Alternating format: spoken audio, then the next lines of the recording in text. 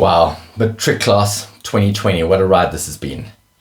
I can't believe it's been almost 2 months since the last video I put out. And they've been 2 really hard months.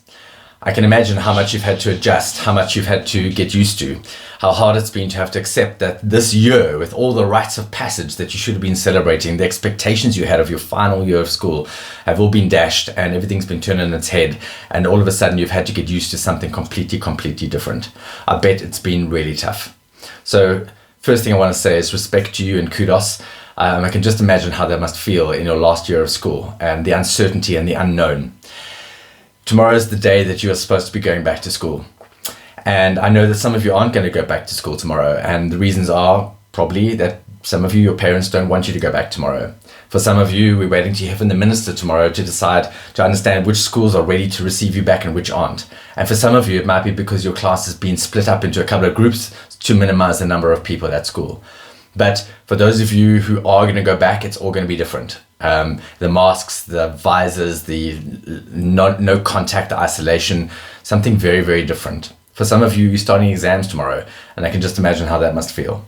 So the last time I chatted to you, we chatted about 2 things. Number 1 was emotional intelligence, and then the second thing we talked about was leadership of self.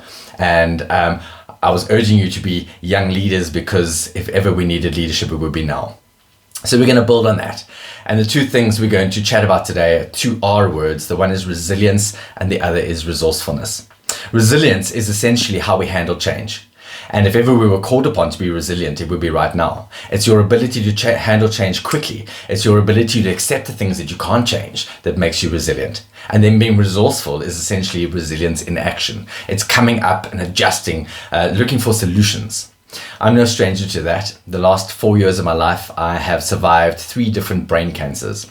And in that time, I have completed 5 full Ironman events. There was a lot of fear that came along with that. As I would imagine, there's a lot of fear for you now. It's the fear of stepping outside of your door. It's the fear of going back into communities, into schools, and what's going to happen, and what's going to happen from the virus point of view. And although we know that kids are really resilient to this thing, it's the fear of bringing it back into the house. It's the fear of perhaps other family members, the rest of the community. But more than that, it's the fear of, how do I navigate this year? What about the unknown? What is going to happen? And for me, that was big. That was the biggest, not knowing what my future was going to look like. And I get that. And what happens is the more we focus on the things we can't change, and there's so much that we can't change right now, and that's hard. So not for a second am I saying that it's easy. It isn't. It's hard. But the more we focus on the things that we cannot change, the more we become a victim of those things. And for me, entering a full Ironman with stage 4 brain cancer was saying that I refuse to accept that this is my reality, that this is the projection of my life, and that I have no control. So for me, I wanted to focus on the things that I had control over. And you know, there's one thing that you've got 100% control over, and that's the stuff between your 2 ears. And whatever we think becomes our perceptions become our reality, and our reality becomes our behavior or our actions. So if we want our actions to be different, if we understand that our actions are going to get us towards the end of the year, in 4 months' time, it's your final exams, it's the actions that are going to get you there, and that's the stuff you can control, because you can control this stuff here.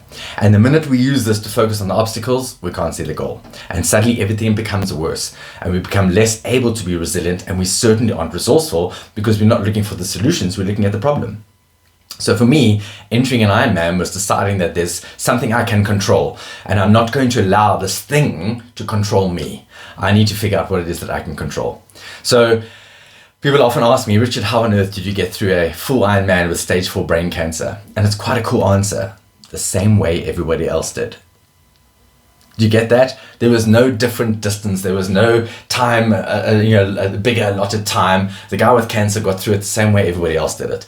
And that was one swim stroke in front of the next, one pedal stroke in front of the next, and one foot step in front of the next. And that's all you've got to do. So every single one of you are experiencing this thing differently, and that's okay. And there are times when it's going to be overwhelming, and that's also okay.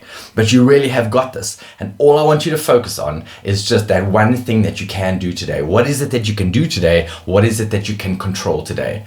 And for me, an Ironman, it's too long. The distance is too long to think of the finish line. And the same thing for you. It's too far. Even 4 months is too far. Don't think of the finish line. Just think of what you can handle now. Just think of that, the next stroke, and use this brain to focus on the actions that you can do right now. So wherever you are right now, whether you're going back with your aunt, whatever your situation looks like, that's the one thing you can control. That's resilience, that's resourcefulness. And from me to you, you've got this. So until next time, please share this if you think that some of your buds might appreciate the video and they also need to hear it. And stay safe and just do your best. You've got this. Cheers.